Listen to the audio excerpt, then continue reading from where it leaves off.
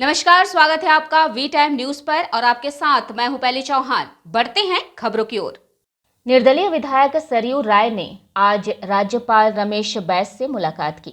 मुलाकात के पीछे के कारणों पर बात करते हुए सरयू राय ने कहा कि राज्यपाल से उनकी पुरानी पहचान है। झारखंड के राज्यपाल बनाए जाने के बाद मैं उनसे औपचारिक मुलाकात करने यहां पहुंचा।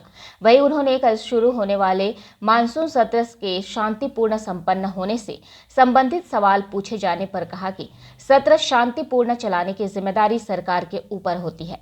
विपक्ष के सवालों का संतोषजनक जवाब सत्ता पक्ष की जिम्मेदारी होती है।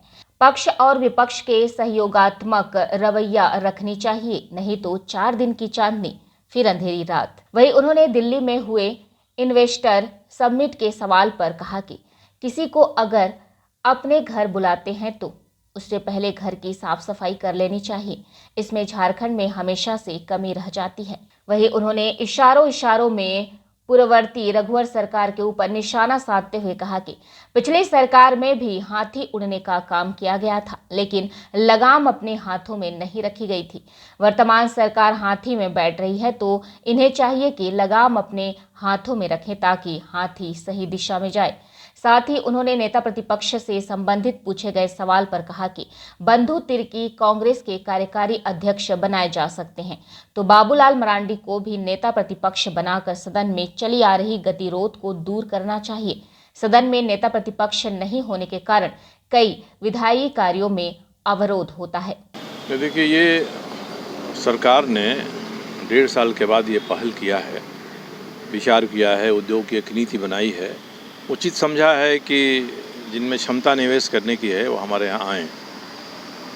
इसका तो मैं स्वागत करता हूँ, अच्छी बात है। मगर किसी को हम अपने घर बुलाते हैं तो अपने घर आंगन को तो साफ़ सुथरा कर लेना चाहिए। इसमें हमेशा ही कमी रह जाती है। हम तैयार नहीं रहते हैं कि हम किन किन प्राथमिकताओं के आधार पर किसी को निवेश के लिए आमंत्रित करेंगे। निवेश करने वालों की जो प्राथमिकताएं हैं वही प्राथमिकताएं हमारी भी हो जाती हैं।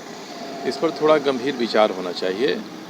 और आपने जिस बात को कहा उससे मेरा आशय यही था कि पहले हाथी जो उड़ गया उसके जो महावत थे, पिलवान थे, वो भी यहाँ भी हाथी को चलाने में हैं।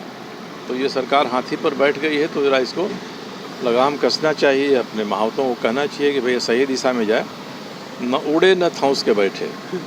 ये दोनों ध्यान रखना पड़ेगा। इसी संदर्भ में मैंने बात कही। वी टाइम न्यूज के लिए रांची से दिलीप सिंह परिहार की रिपोर्ट।